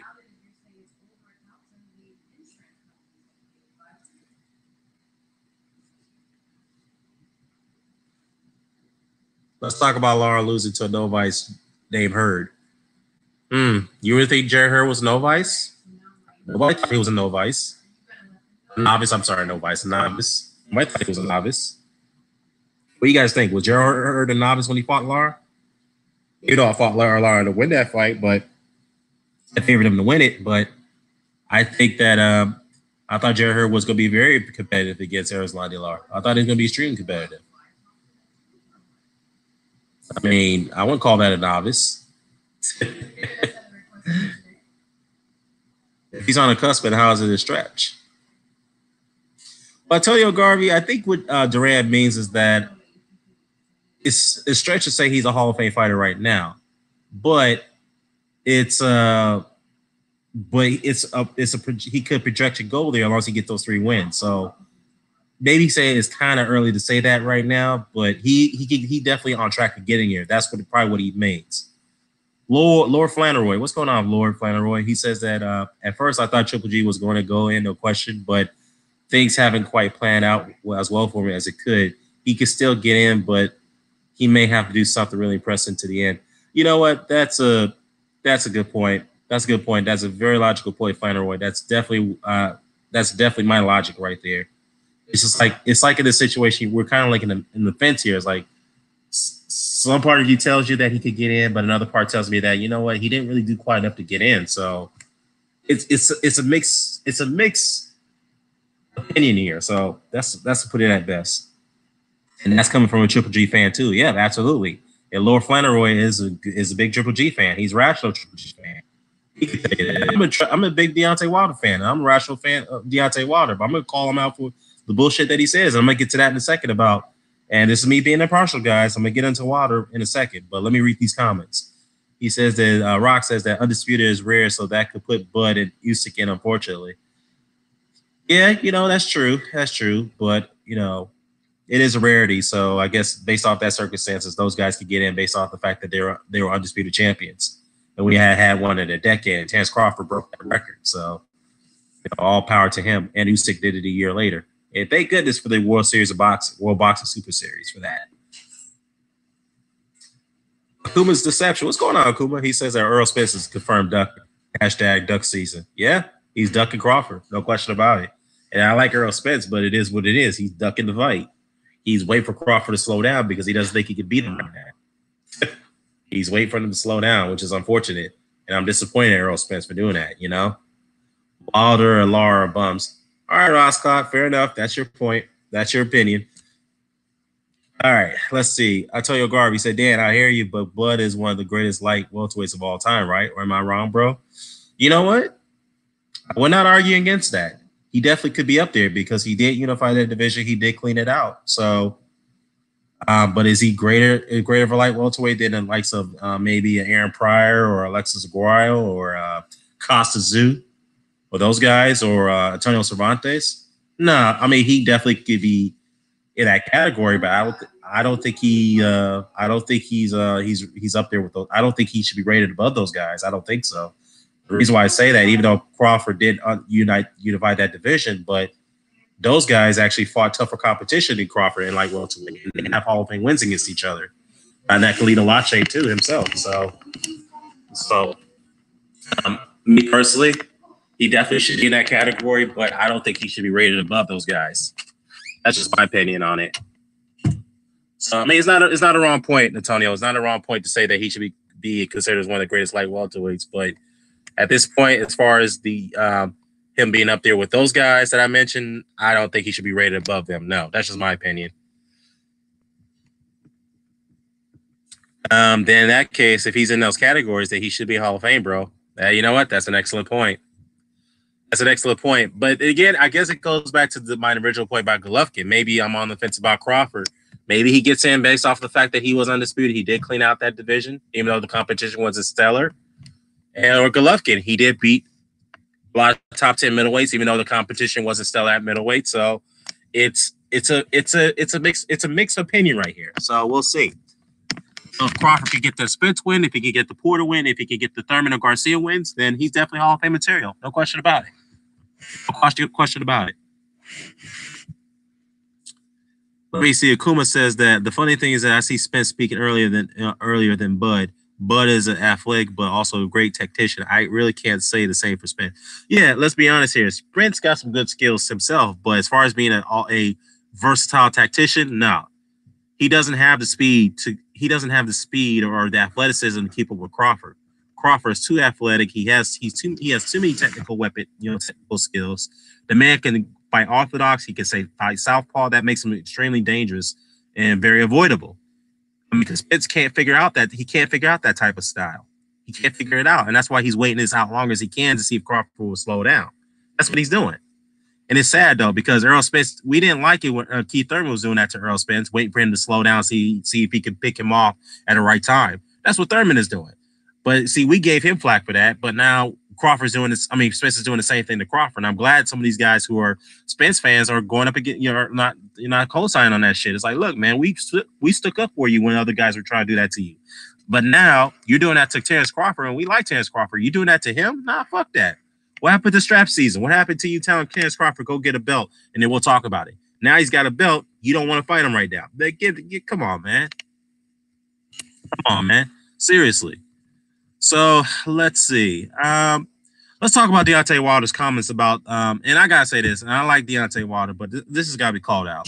Deontay Wilder says that British fans hate him because the fact that he's an outspoken, dark-skinned individual. That's what Deontay said. Wilder said. I don't know if that's from. I don't know if that's from verbatim, but I'm pretty much paraphrasing some of it. All right, what he said to that effect. Now, here's the thing. I got to comment on this. First things first.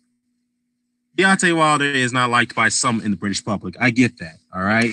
But to say that just because he's dark skinned and this, that, and the third, that's not entirely accurate. Because if you look at guys like Frank Bruno and Nigel Benn, dark skinned fighters, those guys were very, very respected and revered by the British public. All right. They were revered. But let's not say that 100% of the British public liked those guys. Yeah, they were popular, but some of the British didn't like those British fans didn't like those guys. Chris Eubanks Sr., a very dark-skinned individual, he was hated by the British public. He was not liked, but yet he was always a villain. He drew crowds. He drew people to watch him fight because people wanted to see him lose so badly, okay? The fact that he was outspoken. So maybe Deontay Wilder may have a bit of a point, but I think the reason why he is being hated by some of the British public is because he over criticizes Anthony Joshua. And I have to admit that. Does Joshua deserve some bit of criticism? Absolutely. But at the same time, I think it's wrong for Deontay to over criticize a man for calling him a coward, especially doing it in his home country. In a live interview, you know, I think it was on Good Morning Britain, I believe, with Piers Morgan, I believe. So I think it was wrong for Deontay to do that. I think to over criticize a man would definitely draw more hate for the British public. You over criticizing him, man. You don't do that. And in all fairness, Wilder, not Wilder, Joshua, well, obviously not Joshua's not doing all the talking that much, but Eddie Hearn is. Eddie Hearn, on behalf of Joshua, is getting Joshua a lot of hate over here because Eddie Hearn is over criticizing Wilder. So both sides need to stop over criticizing each other. Plain and simple. Deontay needs to stop it. All right. You can criticize AJ, but do it legitimately and don't over criticize the man. Plain and simple. Don't over criticize him. All right, because this is where you're going to get all the flack. You're going to get a lot of ridicule, and you're not going to like that. Plain and simple. All right. And what Deontay needs to do is that, stop answering questions about Anthony Joshua. I know he wants to be polite with with the journalists and independent reporters, but just be generous and say, just be polite, respectfully say, I'm not going to answer any more questions about Anthony Joshua right now. I'm focused on Tyson Fury and nothing more. I'm not going to comment any more about that. Plain and simple. All right. Uma's deception says that Crawford and Lomachenko are the only real dudes in boxing. Top Rank is in the good hands. Well, Lomachenko, I respect Lomachenko and I respect Crawford. I respect both of those guys and I've given them a lot of praise, I'll criticize them when I have to criticize them, So, if Top Rank is taking care of them, Bob Arum is taking care of them, then so be it. Even though Bob Arum is a bit of a scumbag, but if he take care of his fighters to a degree, they're happy with him, so we can't fault him for that, I should say. So, yeah. Let's see. Lord Flannery says that I'm a Brit living in the U.S., and I think Wilder is great. Good entertainment personality, and he keeps on winning. Yeah, you know what? Deontay Wilder winning is good for the U.S. market, even though you can question his resume, but if he continues to win, if he continues to knock people out, that's great for entertainment value. People like that in boxing, And now he has, he stepped up with competition with the Ortiz fight to begin with, and now, with the, with Tyson Fury coming up. And speaking of Tyson Fury, man, he's looking very good in the sparring sessions, man, in training. Tyson Fury looks very good, man. He could definitely pose a lot of problems with Wilder going into that fight, man. He's looking a lot more sharper. He's looking a lot more fluid than he was before. Now, the question is, will we get back the Tyson Fury that we saw before the Klitschko fight or after, going into that Klitschko fight? Will we see that guy again? That's yet to be seen. So we'll see. We'll see how that plays out.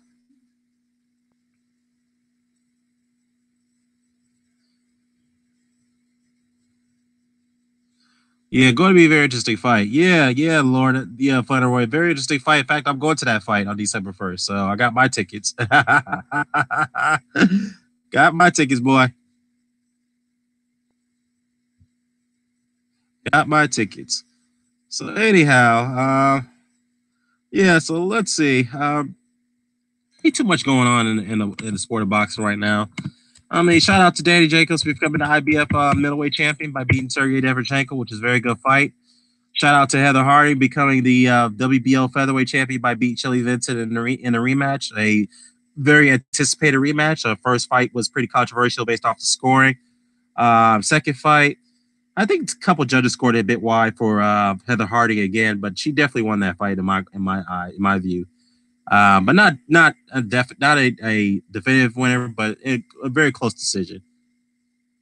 And so shout out to her, Heather Harding, and shout out to who else? Kubrat Pulev pulled off his IBF title eliminator win against Hughie Fury, which was a close fight, but it was a Bulgaria. You could see that a couple of judges scored it way too wide for Pulev, and one judge scored it 115, 113, which I thought that was an actually right score for Pulev. I thought the fight was seven rounds of 5 for Pulev. Fury, yeah, I mean, obviously put up a good effort, but definitely not in his comfort zone. So yeah, so it's interesting now because now the IBF has a new mandatory challenger, Kubrat Pulev, and we all remember that Pulev pulled out of the first eliminator a year ago to fight Joshua in Cardiff. And I think the reason behind that is because Pulev is not very comfortable fighting outside of Bulgaria, his comfort zone. Kind of like Joshua's not very comfortable fighting outside of the UK. All right. Now that Pulev has some bigger financial backers behind him, which is the Epic Sports and Entertainment people, they actually outbid Eddie Hearn one time in the first bid in the fight with Dillian White against Pulev. Could this happen? Could this repeat itself? History, I should say, because if Pulev, and here's the thing, because Pulev has openly spoken out against Eddie Hearn. He does not like Eddie Hearn at all. He does not like to negotiate with him. Okay, so if a purse bid is called, because I can't see how Eddie Hearn and Anthony Joshua could come to terms with Kubrat Pulev without going to a purse bid, because Pulev is going to reject whatever terms they're going to offer right there and then to fight in the UK. He's not fighting the UK. I just don't see it. I could be wrong, but I just don't see it. So he may want that fight to go to a purse bid because the backers behind him got a shitload of money. They do, and they will outbid Eddie Hearn if they have to. They will outbid him. So if they end up outbidding Joshua, I mean this is far from that point right now at this moment. But if it does hypothetically go to that purse bid point, then maybe that Joshua may have to defend his titles against Pulev in Bulgaria. Now that'd be very interesting to see how that will go down. So we'll see. We'll see after Joshua gets past his WBO mandatory, which more likely is going to be Dillian White. So who's been now named the number 1 challenger. And what's funny about that is that Povetkin got dropped all the way down to number 15 in the WBO rankings, which is very, very bizarre, but it is what it is. So the Fox Strikes, what's going on, Fox? Let's see. Antonio Garvey says that Tyson could be winning on the cards, but if Wilder catches him, it is over. Yeah, that's a possibility. That's a possible scenario how the fight could play out. Yeah. Roscoe says, so let's talk about Lara running for Canelo for 12 rounds. Man, he's going after Lara, man. Yeah, what's up with you and Lara, man? Why you don't like Lara, bro? Why you so hard on him? The Fox Trice says Azuka is there. Fury fought like a bum with Pulev. Well, I guess he just couldn't deal with the pressure of Pulev. Pulev is a big dude, and I think Fury was intimidated by Pulev's presence. I guess he was also intimidated by the hostile crowd that he was dealing with in Bulgaria, because that was a very hostile crowd in Sofia when Fury was fighting Pulev. Very hostile, So let's see. Antonio Garvey says, well, let's talk about how Lara was making Canelo look stupid, frustrating him so much to the point that he abandoned throwing headshots. Lara fed him a lot of left hands all night. Yeah. Yeah, good point. I mean, good, decent fight, but controversial. That fight, too bad we can't get that rematch, so it is what it is. Well, I'm good, Dan. I'm good. Well, Dan. Call myself Dan. Yeah, Fox Strike. Good, brother. Good.